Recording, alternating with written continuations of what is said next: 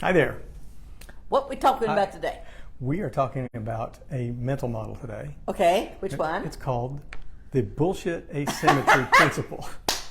Okay, so you are laughing. Let me try that again. The bullshit asymmetry principle. I love Now, it. that's not the original name.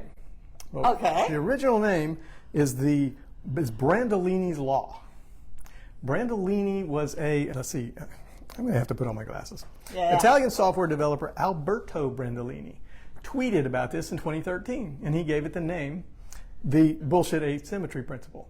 Okay. And his statement was the amount of energy needed to refute bullshit is an order of magnitude bigger than to produce it. Well, I can agree with that. Okay. I can agree with that. Yes. And so another way of saying it would be it's much easier to, well, part of the beginning part, how easy it is to produce bullshit, it's really easy to say something if you don't care whether or not it's true or whether or not it makes any sense or not being able to back it up, right? If you don't have any several facts. Family members like that.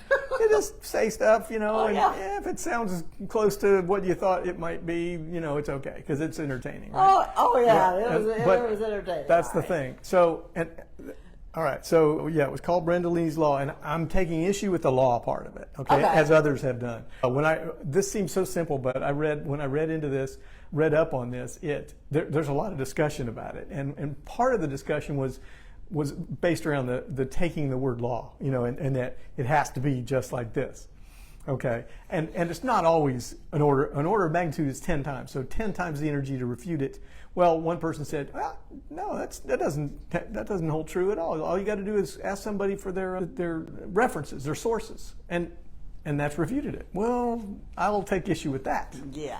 You haven't refuted it. You've just questioned it. Right. Now that's a different thing. Okay. You kind All of right. made them wrong. Falsehood flies. This is a quote. Falsehood flies, comma, and truth comes limping after it. This is from 1710. Johnathan Swift, in a newsletter he wrote called The Examiner. So the idea that BS, that bad, not bad news, but BS travels much farther and faster than the truth. Heck yeah. That's been around a long time. Oh yeah, gossip, you name it, all that stuff. Right. Oh yeah. Right. So for the rest of our discussion, let's define BS also. So we're calling this a principle. A principle, the bullshit asymmetry principle, not a law, but just a principle and a general idea. Okay. A framework. That's what mental models are, is a framework. Okay. So it's a kind of a simplified way of looking at things. All right. Now, when we talk about BS, let's define that as spreading misinformation, like a person being misinformed, just doesn't know what they're talking about, or disinformation, which is intentional lies. Okay. Either one we can label as BS. Okay. Right. There's actually quite a bit of discussion about how do we define BS? What is it? I bet. So well, let's keep it simple, right? So and refuting it is basically proving it wrong.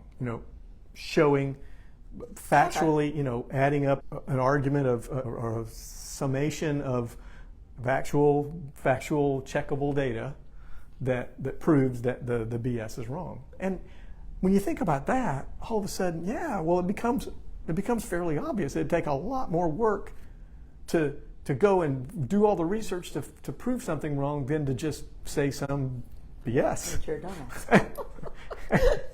And so there are several cognitive biases that actually help this principle to happen. Okay. One of them is the confirmation bias. We've talked about that. Yeah. Right. We're biased towards things that confirm what we already believe. Right. Okay. The mere exposure effect. Yeah. Well, the fact that we did a video on that. So the fact that we're familiar with something makes it seem more likely, more true. Right. Okay. Then the anchoring bias. This is a thing where we set the way something is presented at the very beginning. It creates an anchor that we use as a reference. We talked about this. I think we talked about this a little bit in terms of the pricing of used cars. Yeah. They'll put a price on the car that's way above what they're willing to sell it for, but it anchors that number in your brain. So when they discount for it. when they discount from that, you feel like you're really getting a deal. Yeah. When it was just there to get you an inflated number in your mind anyway. Yeah. So that gets you the That's marketing. just to tick you off. Okay, and then the framing effect, which is very, very close to the anchoring bias. It has to do with how things are framed. Okay. And the context that we put something in. Okay. Yeah. Try to talk to a teenager in the wrong frame of mind.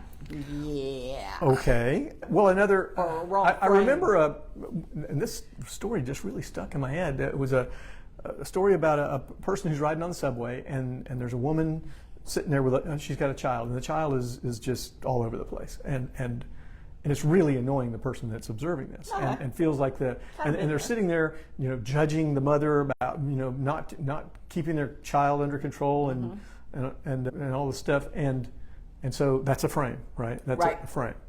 And then the woman, kind of shakes herself awake almost, and looks at the person, sees that they're annoyed, and says, I'm really sorry my child's bothering you. We've just come from the hospital where we learned, visiting his father, and we've learned, we got a diagnosis that he's terminal and blah, blah, blah, and we're, and instantly the situation is reframed. Correct. Right? And instantly the person now has more... A reference point. Yes, much more empathy for that person, and much more tolerance for the child's behavior. So that's an example of the framing effect. And I know I've gone off a little bit from our asymmetry principle, but so I'm definitely going to put some sources along with this, because there was some really interesting reading, and it will go way too long if we try to cover it all. But there was a nice summary and conclusion in one of the articles. And so one of the points they made was that it's a general observation rather than an empirical fact. So a more general way of stating it would be that bullshit often takes more energy to refute than to create. Okay, right. And that takes that order of magnitude out of it. If somebody wants to take issue with the fact, well, sometimes maybe it only takes twice as much energy, because it's really easy to pick something apart. Okay, great, but it still takes more energy. All right. Another thing that they discussed and pointed out was, one of the choices we have to make when we're confronted or faced with something like that, with BS, is it worth refuting?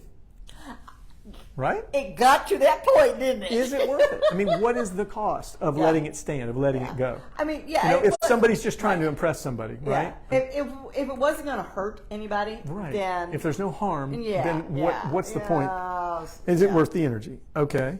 Another one was like behavior in terms of somebody's an expert, and let's say they've published articles about this topic, and it's a pretty deep scientific topic. Okay. And so in order for, and someone who doesn't really understand the topic says something that is wrong, but it just, it's just their ignorance mainly. Right. Okay, well, for that person, that expert, to go through and bit by bit explain and educate them on the whole topic, not worth it. And they, at that point, it's the behavior is about them just kind of standing in their own authority and letting it roll off, right? Okay. Another big one is refuting it doesn't necessarily change somebody's mind. Oh, no, we knew about that too. Okay. Now, I don't want to pick on anybody.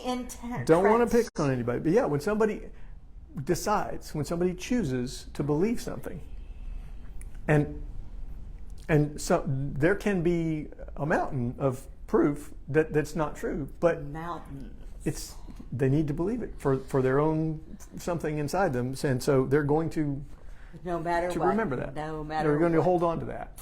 A phrase I heard many years ago was, "A man convinced against his will is of the same opinion still." There you go. So, not a lot to be gained in proving people wrong, especially in a social situation. Where there's no big stakes. Let's see. Okay, so how does this apply to small business? Yeah, how does it? We are very focused. Yeah. Okay, well, a couple of ideas. Internally within the business, team members talk to each other, right, all the time. Yeah. You Well, hope so. So there's gossip, there's opinions, there's discussion of items in the news. What we've heard some, and sometimes it's a matter of not reading very far, not being curious enough to get a lot of facts. And so there was a recent thing we were discussing, and it appeared that the powers that be were doing something just that was destructive and stupid for no purpose.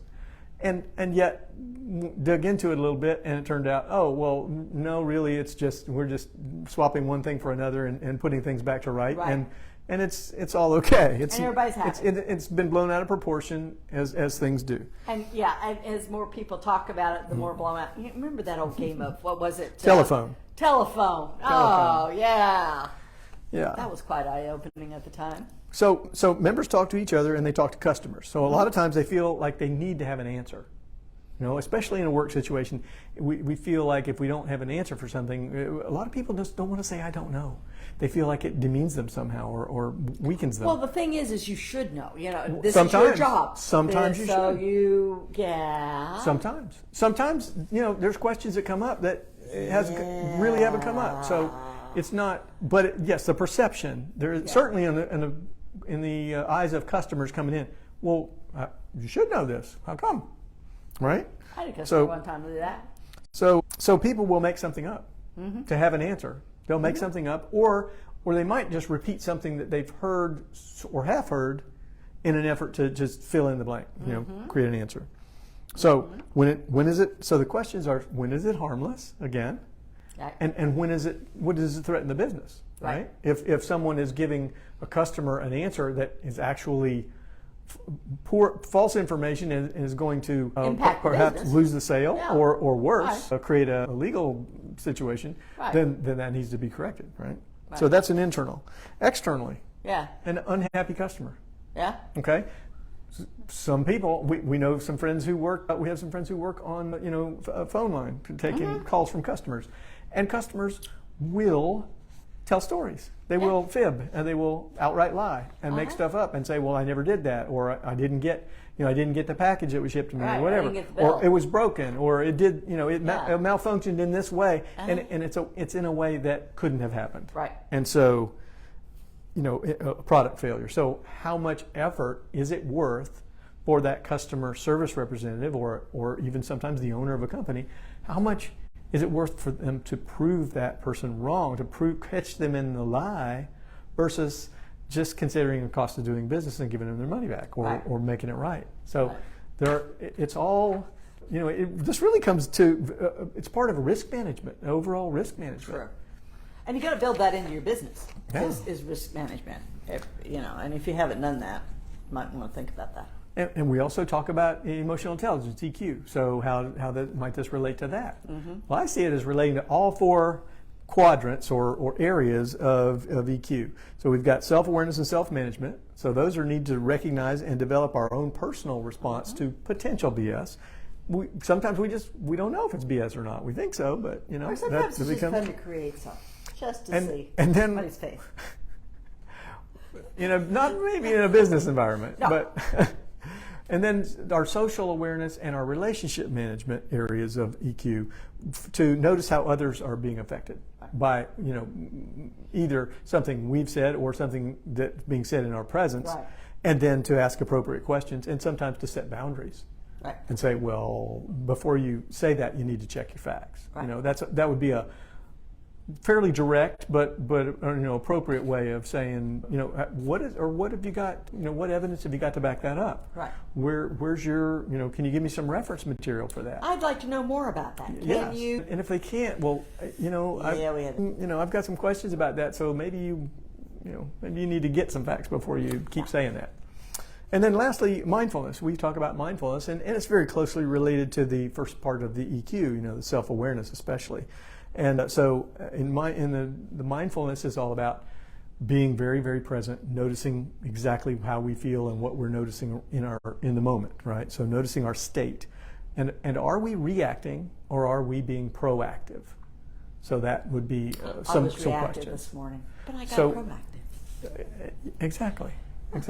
So if we hear, if we hear something that, for example, if we hear someone speaking that is just repeating something that they've heard, that it's obvious they don't know what they're talking about, right? Yeah, I heard a lot. So reacting would be laughing out loud or saying, oh my, calling them out and criticizing, judging them. And being proactive would be asking some questions or simply smiling and letting it go. Yeah. Sometimes that's the best. And that's the hardest. And very closely related to this, in the reading I did, there is a book I found it on Amazon. I'll put a link also in the with the references. It's called, the title of the book is Calling Bullshit: The Art of Skepticism in a Data-Driven World by Carl Bergstrom and Jevin West. Oh, cool. So this, another one to add to our list. Today, I mean, our current times, we are, this was written before ChatGPT and the rise of AI. But one of the, now we're in this world where AI is scraping all this information off of the internet, or it's reassembling stuff based on a predictive algorithm. It's not really thinking. No. And so a lot of what it comes up with in these early days, at least, is incorrect and needs to be fact-checked. So this book could be, although it was written in 2020, it seems to be very forward-looking about where we are today. Cool. So enjoy. If you found this useful, leave us a comment. Yeah. If you enjoyed any of the references, please let us know, and we will see you soon in another video. Bye.